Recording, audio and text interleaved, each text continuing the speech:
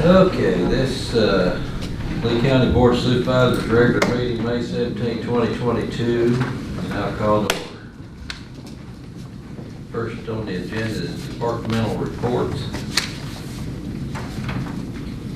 Any questions on those? Concerns?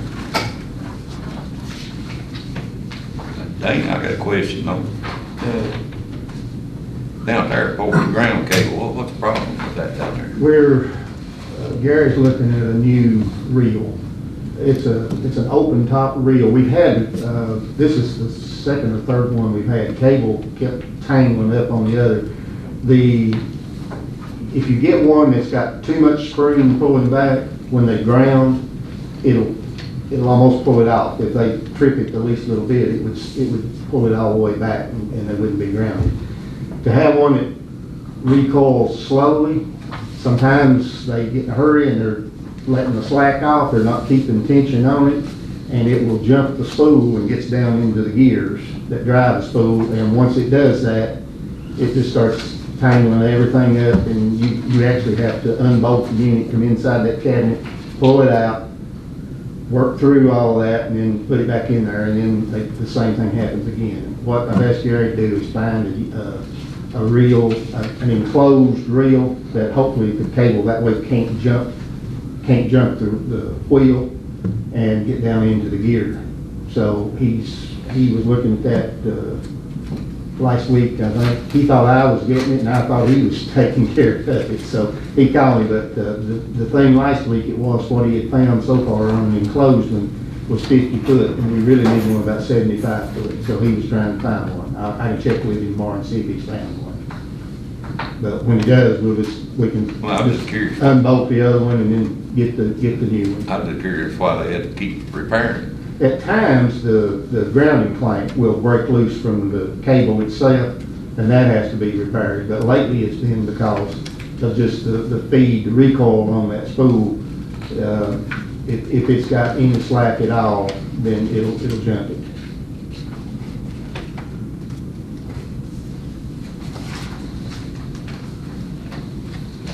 Any other questions? Okay, we'll move on to Constitutional Officers Treasurer's Report.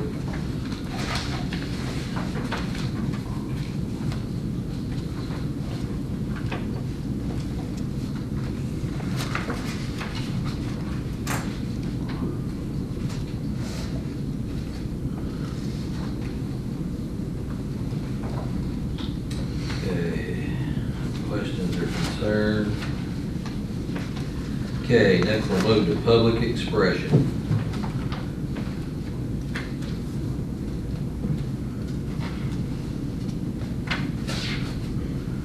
No public expression. Okay, hearing none, we'll move on. Approval of minutes, April 19, 2022, regular meeting. Make a motion to approve the minutes. Okay, got a motion and a second. All those in favor? Aye. Any opposed? Okay, approval of refunds for Andrew and Cynthia Shepherd.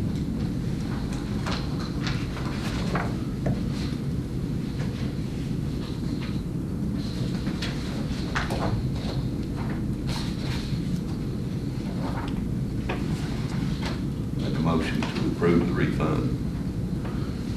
Second. Okay, got a motion to approve and a second. All those in favor? Aye. Any opposed? Okay, next got payroll, county administrator reports, payroll warrants have been issued, and approval of disbursements. That pays bills. Okay, got a motion to pay. Second. And a second. All those in favor? Aye. Any opposed? Aye. Okay, next we got under finance supplemental appropriation.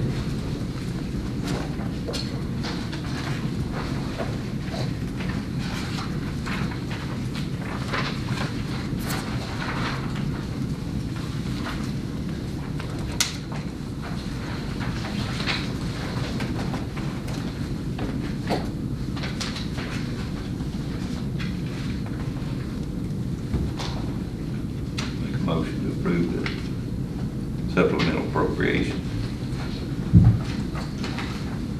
Okay, got a motion to approve supplemental appropriations, got a second? Second.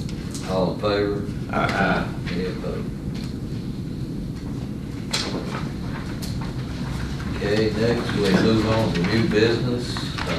We got first on the list is board appointments, Lee County Redevelopment Housing Authority.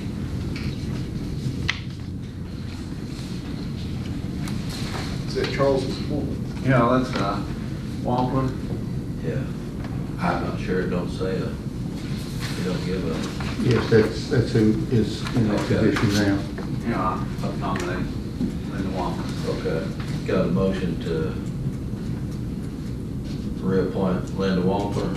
Second. And a second, all those in favor? Aye. Any opposed?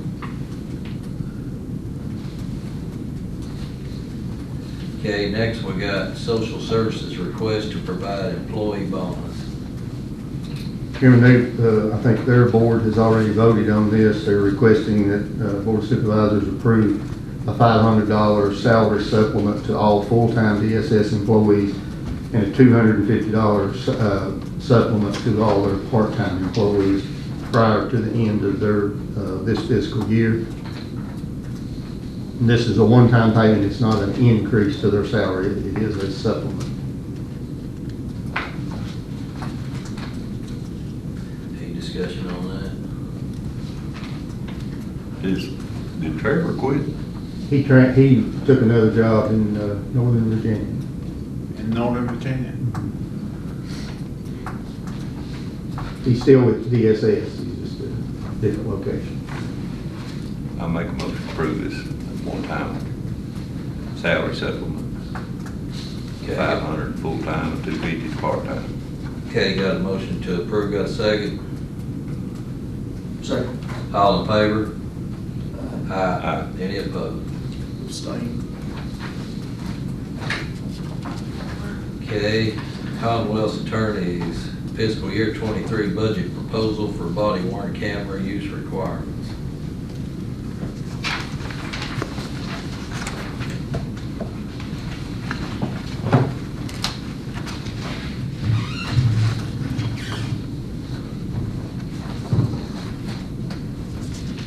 If you've read through the letter, you can see that as in prior years with the legislative requirement that if the local sheriff's office uses body worn cameras, we have to provide an additional position in the Commonwealth Attorney's office for an attorney or an alternate proposal if we can come to that. And in prior years, just as this year, he's proposed for salary supplements for the employees. And again, the same as last year, he's proposing funding for the sheriff's office for costs and expenses related to maintaining the current camera system, including cloud storage, the licenses associated with it, and requesting the county's agreement to supplement his office with half of the revenue generated by their collection of fines and costs, as has been done in the past. Total cost of the proposal was $54,750 minus half of whatever the local collections are. For last year, I think that was about $7,000. And I think he's probably expecting that to be about the same this year. So it is less than what a starting attorney salary and benefits would cost in that office if we had to provide the position.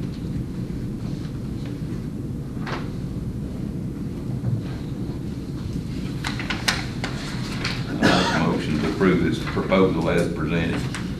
Second. Okay, got a motion and a second, all those in favor? Aye. Any opposed? Okay, next we got the Commissioner's Revenue Staffing Budget Request.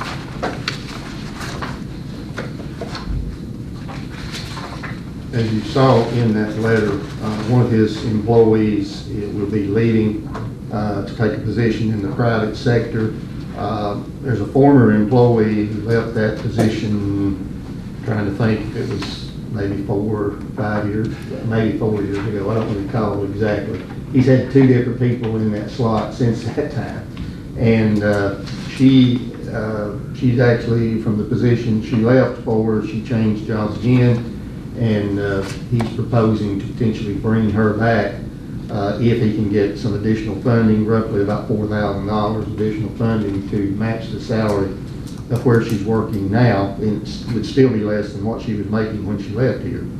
But his argument is, as you see, that she's knowledgeable about the office and be no training time basically for her to step back in and take over. So Do we have a similar request from the treasurer's office? just got it today.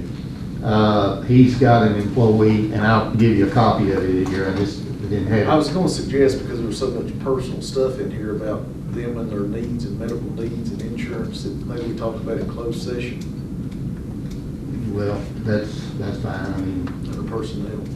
yeah, that's fine. Bottom line on this one was, I mean, it was either bring it here or bring it to a budget meeting, and I just figured I'd get it in front of you sooner than that, so. This is on Chris. Yes, Correct. yes.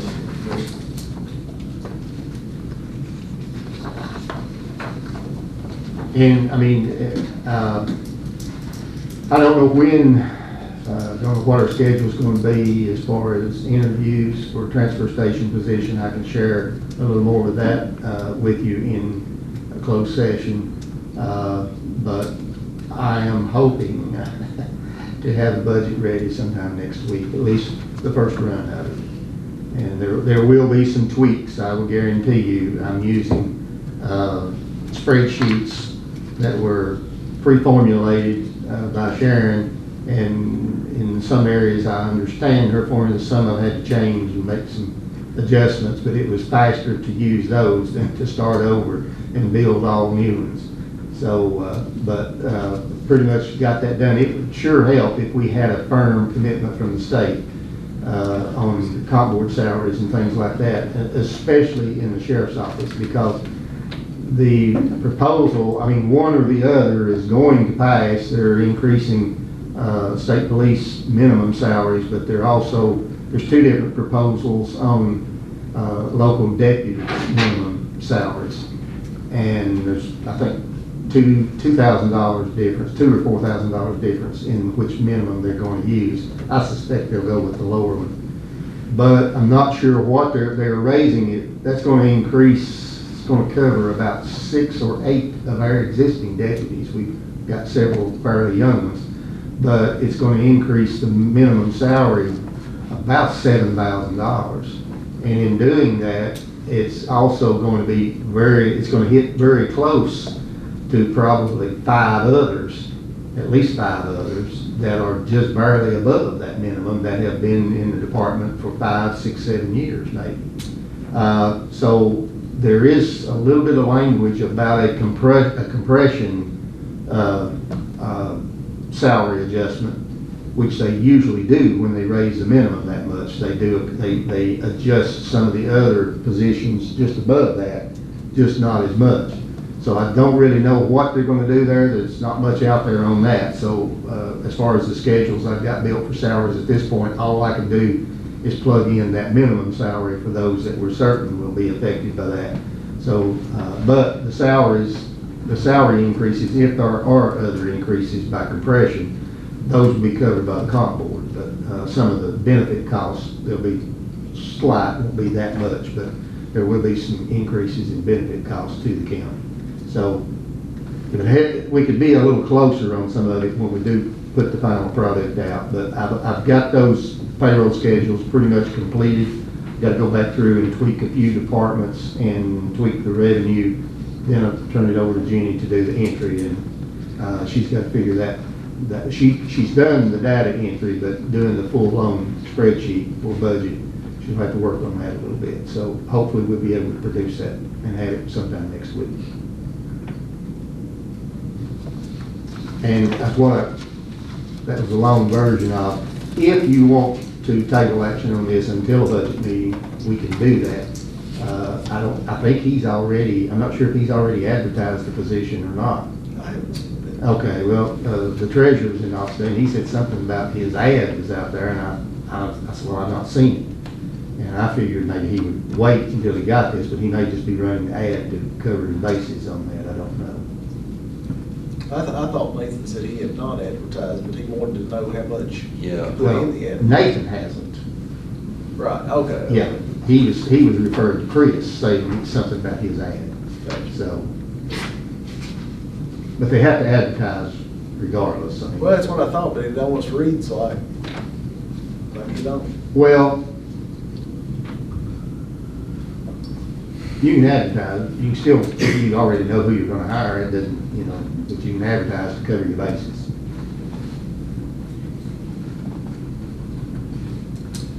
It would certainly make it easier if you already knew who you were gonna hire, that's for sure. Yeah. Somebody with 10 years experience, I mean, no brainer, in my opinion. What I'm saying, if you wanna take action on it tonight, fine. If you don't wanna take action on it, you know, as long as we can work it into the budget at some point, fairly soon. But again, if you wanna discuss those in closed And session. there's one from the sheriff's office too. There's one from the sheriff's office as far as Taylor Scott's. There was a change last year. Taylor was he came back initially and was covered under one of the school resource officer positions, one of the grants. At that time, he was being paid through the grant, but yet another officer was covering the school resource officer duties. Last year, they changed, they went to a new online reporting system. Everything is online with DCJS. And the requirements changed to where the officer who does the work has to be listed in the online data. Everything has to be there. So he can no longer receive salary under that grant. It has to go toward the officer that's actually covered. And last year, the sheriff's office traded you a new vehicle for covering the cost of his position. They dropped from 4 vehicles to 3 vehicles in the request. And this year, he's asking that 4th vehicle be put back in the budget and for the board to pick up the $40,000 cost of his position. So that's that request. I think on Chris's thing, I think we ought to move forward with it, because, I mean, Yeah. he knows who he's gonna take, now that's different than the treasurer's office. Well, I think we should move forward with them all tonight. I was just suggesting that you could talk about it in closed session. What is he talking about on Chris's? Whatever you may want to talk I'm about. okay with that if y'all wanna do that. As long as I feel like we need to move on them all though. Yeah, I Get agree. the ball rolling on them all. I make a motion, we table sheriff's request, commissioner's request, and treasurer's request to the closed session. Okay, got a motion, got a second? Second. All in favor? Aye. Any opposed?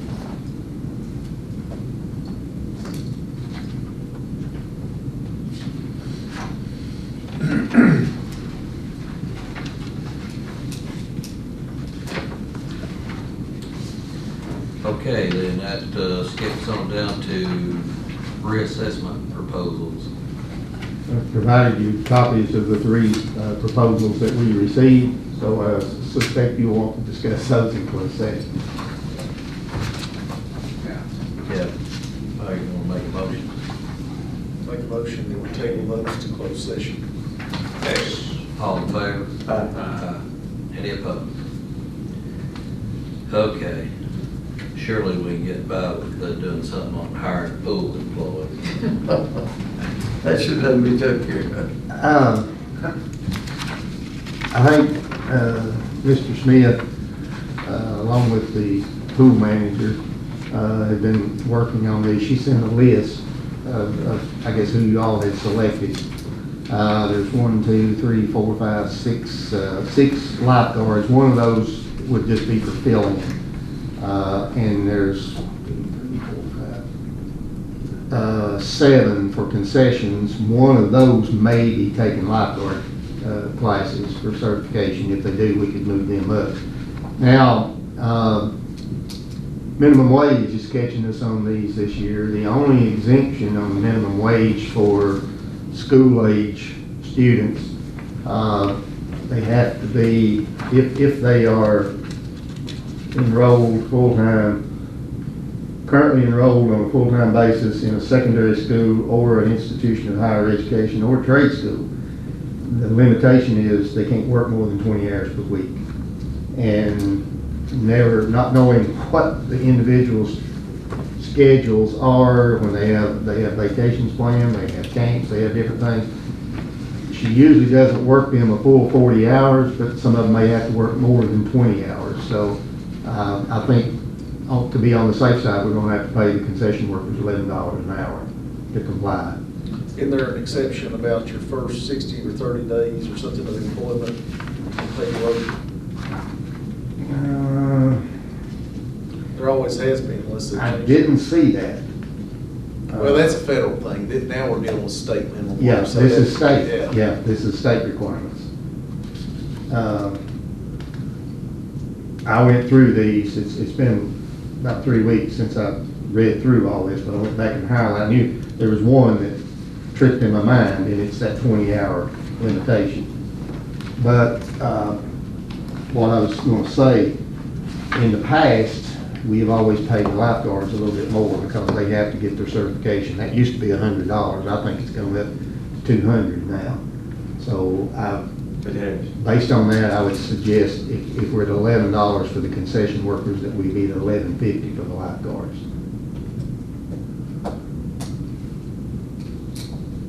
And if you want me to read the list off, or if you just want to make a motion to approve the hiring of the lifeguards and the concession workers as selected by Mr. Smith and the pool manager. I'll make that motion. Second. All in favor? Aye. Any opposed? Okay, next, move on to bridge naming resolution. That one is at Mr. Mosley's request.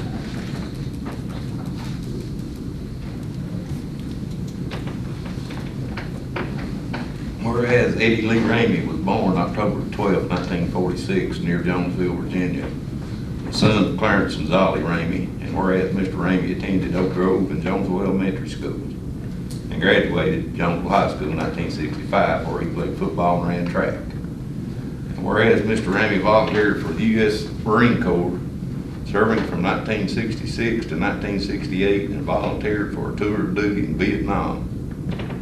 Lance Corporal Ramey was wounded on February 20th, 1967, while working with the 3rd Battalion Marines in Quang.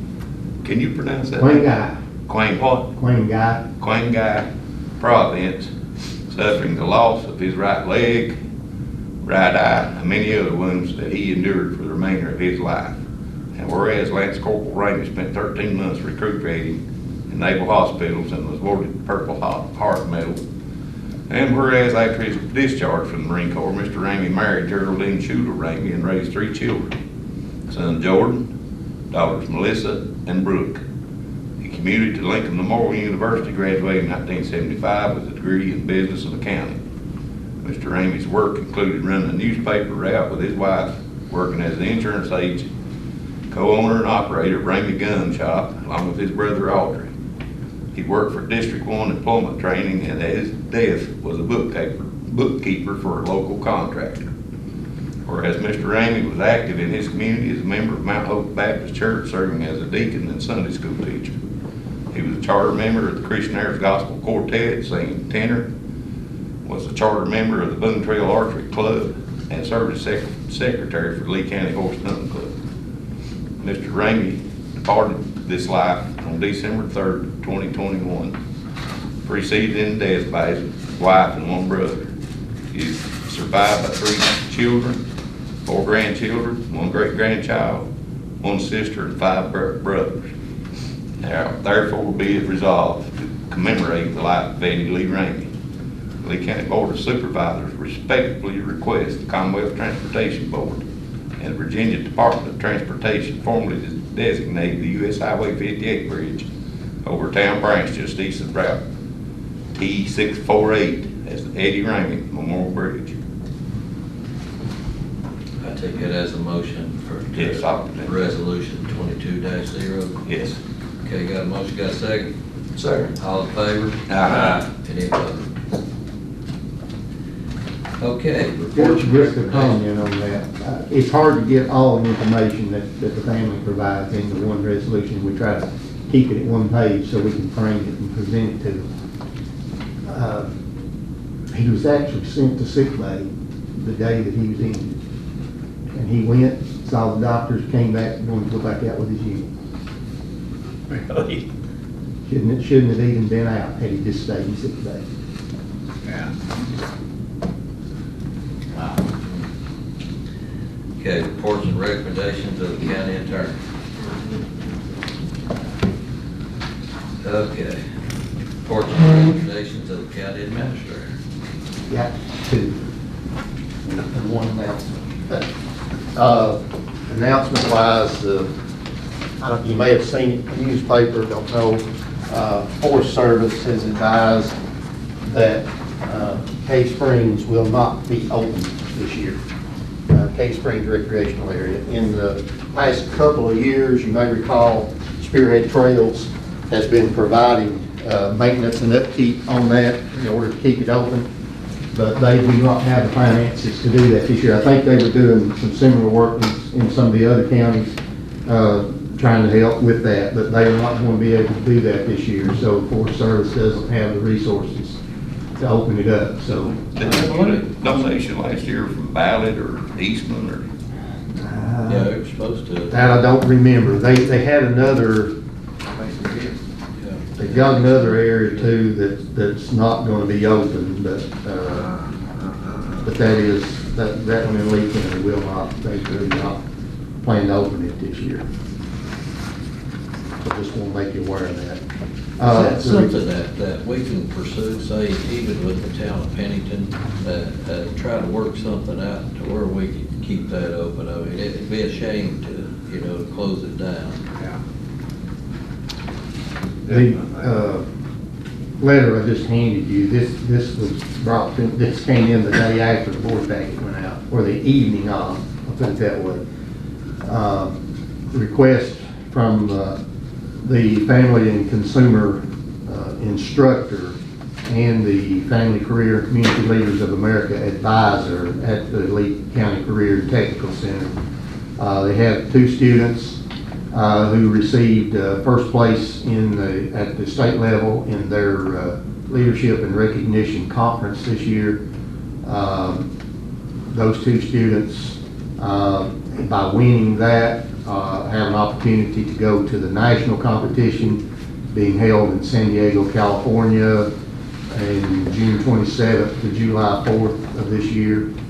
And they're trying to raise funds to cover the cost of the two students and one advisor to make that trip. They estimated cost of just a little more than $9,600 total, and for asking for any donations that they can to help support that.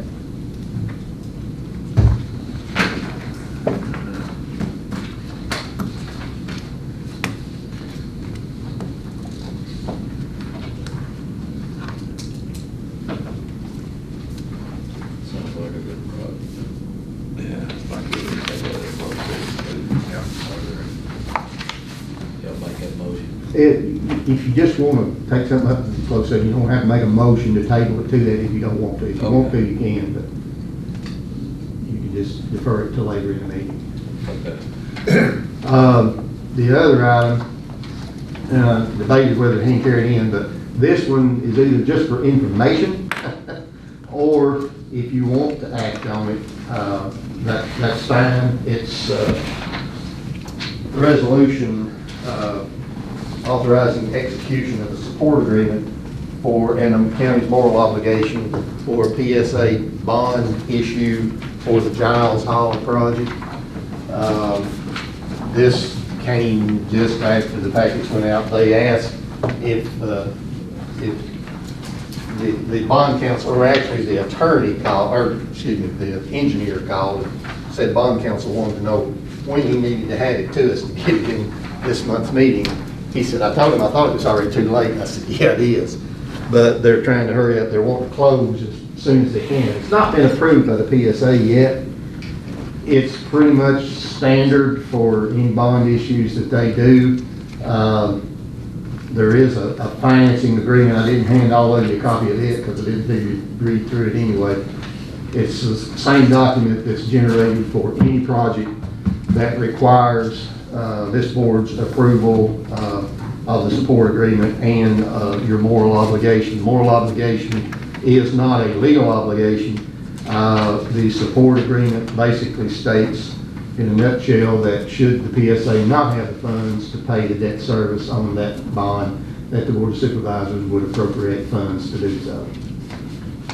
And again, this has been done on multiple projects through the year. Now, again, if you would rather take time and digest it, if you want to see the financing statement, I can forward it to you by email, and you take it up at a recess meeting, be fine. When do they meet? They will meet next week. I think they're meeting a day early or a day late because their auditors coming to present the audit and their audit for this past year, and she couldn't be there their normal meeting night, so Mike said they were going to meet a different date, just a day different. Do you not have a resolution number for this? They did put one of those printed off. It will be 23. 22010.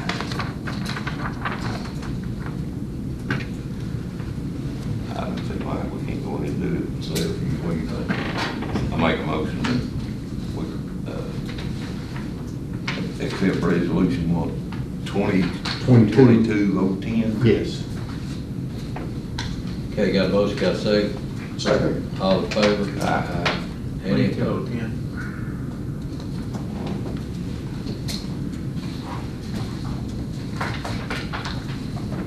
Is that all you got? That's all I've got. Okay, next, reports and recommendations of the board. What you got? You want me to ask everybody else first? Go ahead. You got anything, Charles? Larry? What's the timeline on interviewing for the transfer station? I left You gonna it. talk to us about that? The advertisement said, it was open until filled. But that's something you want to discuss in closed Well, I session? was going to share with you the applications we've got. Okay. That's all I have. I don't have anything, go ahead. I keep getting calls and messages about the heating and cooling situation at ESS.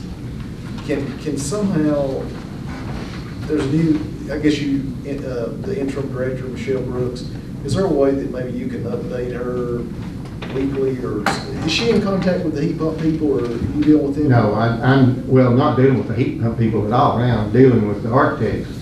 The unit's been ordered. The unit's on order. We're hoping it'll be in sometime first part of June. They're thinking it may be in a little earlier than they planned, but it may not be. There's no guarantee on that. I can check with Jim and see. Now, on that unit, I'm working with Thompson and Litton on developing a plan on doing cutting out the portion of the ceiling to get up, to be able to lift it up in there. I actually met with the structural engineer over there this afternoon. I haven't actually talked to Ms. Brooks yet because Trevor just left last week. Now, there's two other issues that are ongoing over there. One, with that big unit, it cools fine, but it's had to be shut down because the drain pan started leaking last week. So it was leaking into the ceiling of one of the employees there, that it's right over top of them. And so they had to shut that unit down. When we were up there last, or when I met with them last, talked to them last Friday. They were doing some other work here. And they said they're probably just gonna have to rebuild the drain pan. To do that, they just about got to tear that unit off top of it, because it sits right over top, the air handler unit sits right over top of that drain pan. And I don't see trying to tear it out just to put a drain pan in there and then have to go back in and tear it all right back out again. because you're talking about all the ductwork, everything that's behind that unit to get in and do that.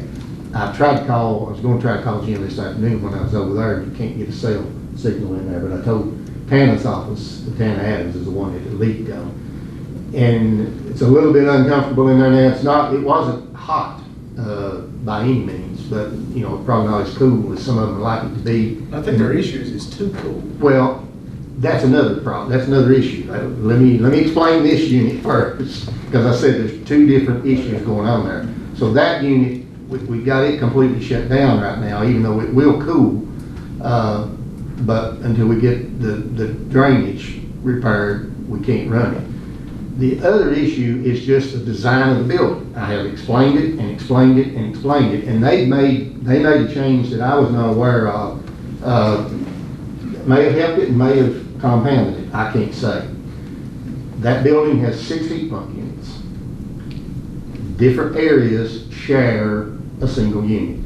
If the one that I looked at last week, just to try to get an idea of how many offices share that, all the offices on the south side of the building, down as far as the conference room, those units, those offices, I think there's 10 or 11 offices there, are all on the same heat pump unit. The thermostat previously was in one of those 10 or 11 offices, which means the person in that office, if they're controlling the thermostat on that, they're going to make themselves the most comfortable. That may make it a little too warm for others or a little too cool for some others. They're all locked. There's only one person. Well, that's the key. here's the other change. At Trevor's, I knew he asked me to talk to our HVAC contractor about it, and I talked to Jim about it, and he didn't recommend it. And when we were over there the other day, we were looking for the controls, and they were out in the hallways. They got somebody to move them into a hallway. So, as I said, that can be a good thing or it can be a bad thing. You're still using the temperature in one location to control 10 different individual offices. The only thing about having it out in the hallway is, in each of those 10 or 11 offices that are controlled by that thermostat, they have computers and other things that may be producing heat that the hallway may not have that. The hallway doesn't have that issue. So, but part of, and it's like that all over the building. You've got multiple offices based on one thermostat that are being controlled by one thermostat. And depending on where that thermostat's at and how it's set, some are going to be hot, some are going to be cold. Some of it will depend on which end of the building you're on at what time of the day it is. You can walk in my office any morning and it's going to be cooler than usual. Walk in there at 4 o'clock, I'm on the west side of the building, I've got more heat in there. It's warmer as the day goes on. That building, everything on the south side of the building is probably going to start to gather heat as the day goes on because of the brick. And any of them that are on the north side of the building are probably going to stay cooler in the summer than the others. But I wouldn't bring it up if I thought they were just being complained. Oh, I mean, When they say it's 58 degrees in the office, I've been running the heater for 2 hours and it's still just 50. That's a little extreme. I don't know how, what they told me when I was over there last week is they had all the thermostats set on 72. Now, how one individual office could go to 58, I don't know. I mean, that's a 14-degree spread, and it's not going to be that much difference in the hallway and in that office. When we had a meeting the other night, we were there for 6 hours, I guess it was, and there was a massive difference between the conference room and when you step out of the conference. We were freezing. The conference room has its own unit, I believe. It's a small unit, but I believe it's maybe just the conference room, or it may be the conference room in one other small area, but it's a very small unit. Most of the units are smaller. 5 of them are smaller units. It's this one big one that we're replacing. It's a 15-ton unit. I don't necessarily need to get involved in how to fix it or whatever, but I guess what I'm asking is so I don't have all these, and I guess they're asking me, one, because I'm on this board, or 2, because I'm on their board. Yeah. Can you maybe communicate with Michelle about the issue? I'll talk to her about it and explain the history of it. Now, as far as a fix, unless you go in and redesign the whole HVAC system, it's just, it is as it is. I can't put an individual thermostat in every office. The system, those systems, it's not set up for that. I'm not saying we should change the whole system, but if we're gonna do it, now's the time to do it while we're putting in the other unit. And cut the Well, holes in sealants and all that kind of stuff. You're talking about changing ductwork, you're talking about changing everything, putting in a system more like what's in this building, where you have supply lines all across and you have dampers that open and close based on pneumatic controls and what that room is calling for, whether it's calling for air or heat. And those dampers open and close based on that. But that would all have to be set up new. I mean, that's a total rebuild of the HVAC system to do that. I wish I could give you an easy answer. I talked to Jim about it the other day, about the issues they were having. One of the problems he's got right now, he's got installers, but he's only got one service deck right now. I would suggest whatever you say to Michelle about the heat pump issue, to say it in an email. That way when she gets the complaints, she can just forward the email. This is the situation, this is the problem, this is who's working on it, and, you know, Yeah. whatever it is. I mean, I've explained to previous directors, you know, how the building's designed, and that's how it's gonna be now. But I still can't see how it can be that cold in some of the offices, and especially if all of them are in the hallways, because the hallways are not that much difference. I would tend to think the offices would be warmer than rather than being cold. Unless somebody's controlling that thermostat and they don't know it. Yeah. Also down there at DSS, there's a tree growing up in the parking lot, at the edge of the parking lot, that needs to be cut next to, if you were looking at the building, it'd be to the left, almost up to the building, probably that big, growing up where the curb meets the pavement. Oh, okay. It's just an old trash tree, it's just. Okay. All right, we'll knock it down. Did we take up the request to take avgas down for the fly-ins at our last meeting? No. They're requesting that we give a discount for the fly-in. I think there's one October 1st and one June the 11th. Wanted to take that price down. What do we normally do, 10 cent? I can't remember last time if it was 10 or 15 cents. Would y'all be okay with taking it down to whatever? Did you say June 11th? June the 11th and October 1st. Was that in the paper, about the June 11th? I don't recall I seeing read it. it somewhere. I don't know if they'd advertised it yet. Like posted a picture of the flyer. It may have been on. Somebody Internet, posted I a don't picture of know. the flyer, I know that's where I saw it. I don't remember what it was. Can we do that by consensus, or we need a motion on Either one. that? Is that all right with you? I had 5 minutes. So drop it for that, it'll be that weekend. Yeah. Okay. And whatever we dropped it the last time. Right. Okay. Joint meeting, where are we on the joint meeting? I contacted Mr. Harless. I think he's out of town this week, but I contacted him last week. And he was supposed to get with the council at their next meeting and get some dates and times. And I told him when he got them, get them to me and see how you all sit with them. I figure it'll be at Town Hall, because we don't have a suitable place here to have two public bodies meeting together. That's all I have. I do have one thing, before we have with the air conditioner in the clerk's office, on the deep side. They're running. They had replaced those sensors, and I don't know if they hadn't started them back up, thinking they were still down. Now, they did have another issue last week. We had some oil running out here, and one of the units made a noise. They came, repaired it that day. She said it did it again the next day. He came, both of them came. Jim came with the technician, and they said, unit's fine, running. So it's running, they're cooling. And I was in there last week and it was warm in there. Yeah, well, they probably had them shut down that day. That might have been the day they fouled up, but they're running. Okay.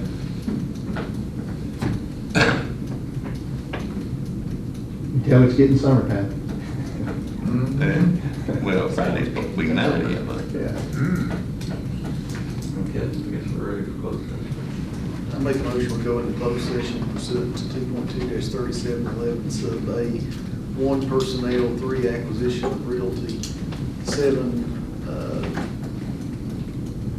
threat or pending litigation, and 29 contracts. Got a second, all in favor? Aye. Any opposed?